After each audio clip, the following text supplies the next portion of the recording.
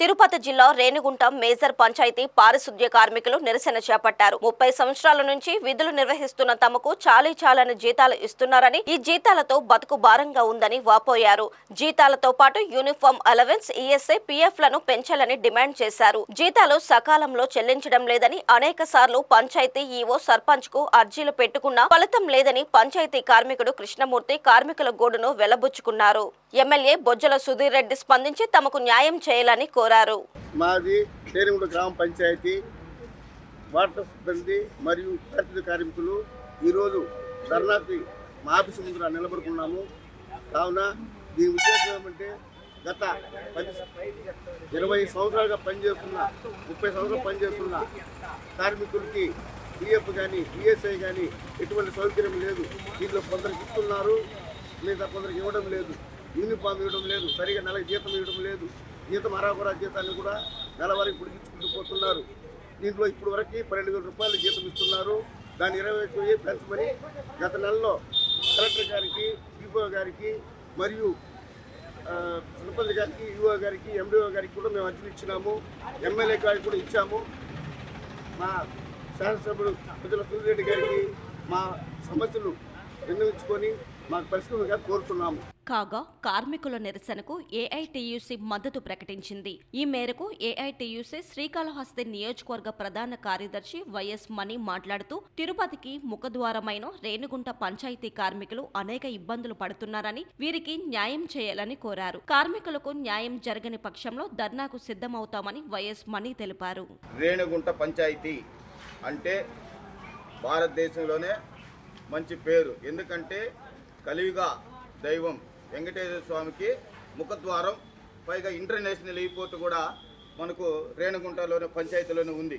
ఇంత పెద్ద విమానాశ్రయము, ఇక్కడ 100 మంది కార్మికులు ఉన్నారు.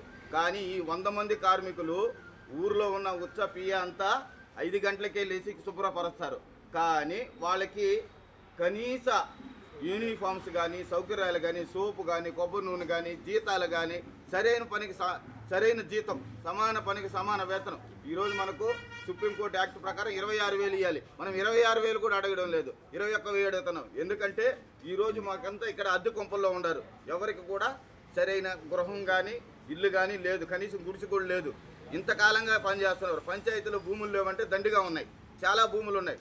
ఏమైందో ఒక 4 ఎకరాల్లో మన వాళ్ళకి ఇంటి పట్టాలు ఇచ్చి వాళ్ళు కాపాడుకొని వాళ్ళకి మంచి జీతాలు ఇచ్చి ఈ పంచాయతీ బాగుండాలి, ఈ పంచాయతీ శుభ్రంగా ఉండాలి అని పనిచేసే నాయకులకి మంచి జీతాలు ఇచ్చి వాళ్ళకి మంచి సౌకర్యాలు ఏర్పాటు చేయాల్సిన బాధ్యత ఎంతైనా ఇక్కడ ఉన్న అధికారులకు ఉంది.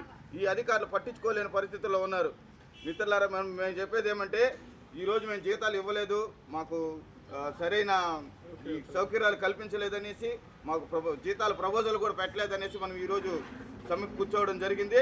ఈరోజు మా అధికారులు ఒక వారం రోజులు గడువు జరిగింది. ఆ వారంలో మాకు సమస్యలు పరిష్కరిస్తామన్నారు. మేము వారం కాదు, 10వ తేదీ వరకు కూడా మేము వెయిట్ చేస్తాము.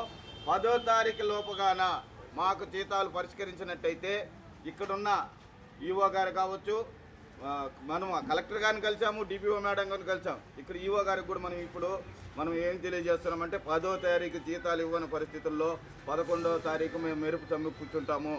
10 రోజులు కాదు, నెల రోజులు కాదు, 2 నెలలు అయినా కొని ఎక్కడ ఎక్కడ అక్కడ పేరుకున్నా కానీ విధుల్లోకి వెళ్ళనివ్వము, వేరే వాళ్ళు కూడా రానేమో. హెచ్చరిక మేము తెలియజేస్తున్నాము. ఖచ్చితంగా మీరు మాకు పెంచిన జీతాలు ఇవ్వాలి.